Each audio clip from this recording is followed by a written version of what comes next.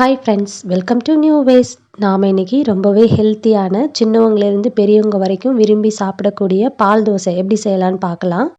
ஒரு கிளாஸ் அளவுக்கு பச்சரிசி எடுத்துக்கலாம். நான் பச்சரிசியில் செய்கிறேன். புழுங்கல் அரிசி, நொய் அரிசி இருக்கு இல்லையா, அதில் கூட செய்யலாம்.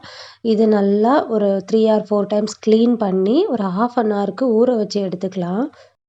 ரொம்பவே ஹெல்த்தியானது இது. குழந்தைங்க 7+ இப்போ பல்லு வரும் இல்லையா, அந்த டைமில் நம்ம தோசை இந்த மாதிரிலாம் கொடுக்க ட்ரை பண்ணும்போது இந்த தோசை கொடுக்கலாம். 2 இன்க்ரீடியன்ட் வச்சு தான் நம்ம செய்ய போகிறோம்.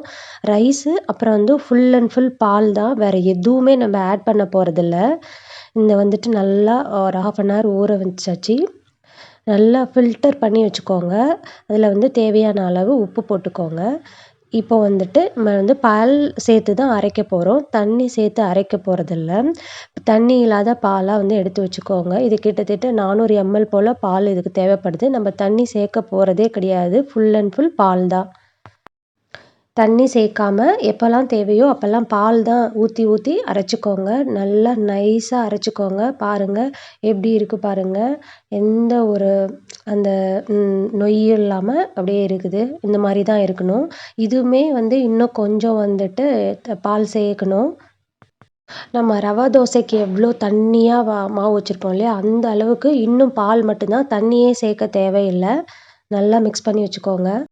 இந்த பால் தோசை மாவு ஒரு ½ அன் ஹவர் போல் அப்படியே இருக்கட்டும். ஒரு பிளேட் போட்டு மூடி வச்சுருங்க. ½ அன் ஹவருக்கு அப்புறம் சுட ஸ்டார்ட் பண்ணிடலாம். தோசை கல் சூடானதும் நம்ம இப்போ மாவு ஊற்ற போகிறோம். அதுவுமே ரவா தோசை எப்படி ஊற்றுவோம், இந்த சைட்லேருந்து ஊற்றுவோம்ல, அந்த மாதிரி தான். இது எல்லா சைட்லேயும் ஊற்றிட்டு தவாவாக இருந்தால் இப்படி தோசை வார்ப்போம் இல்லையா, அந்த மாதிரி வார்த்துக்கோங்க. ரொம்ப மெலிசாக இருந்தால் போதும். அவ்வளோதான். தேவையான அளவு எண்ணெய் சேர்த்துக்கோங்க. மீடியம் ஃப்ளேம்லேயே வச்சுக்கோங்க. ஏன்னா இது ப்ரௌன் கலரில் கிறிஸ்பியாக அப்படிலாம் ஆகக்கூடாது. அந்த சாஃப்ட்னஸ் தான், அந்த மில்க் இருக்குல்ல, ஸோ அந்த சாஃப்ட்னஸ்லேயே அதை செஞ்சிடணும். பாருங்கள் எவ்வளோ சாஃப்டாக இருக்குது. குழந்தைங்களுக்கு பல்லு வரும்போது இது பிச்சு கொடுத்தோன்னா அவங்க நல்லா சாப்பிடுவாங்க.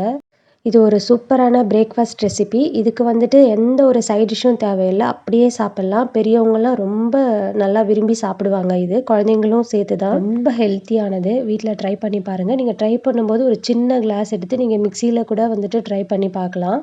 ட்ரை பண்ணிவிட்டு உங்களுடைய ஃபீட்பேக்கை மறக்காமல் சொல்லுங்கள். தேங்க்யூ ஃபார் வாட்சிங். தேங்க்யூ.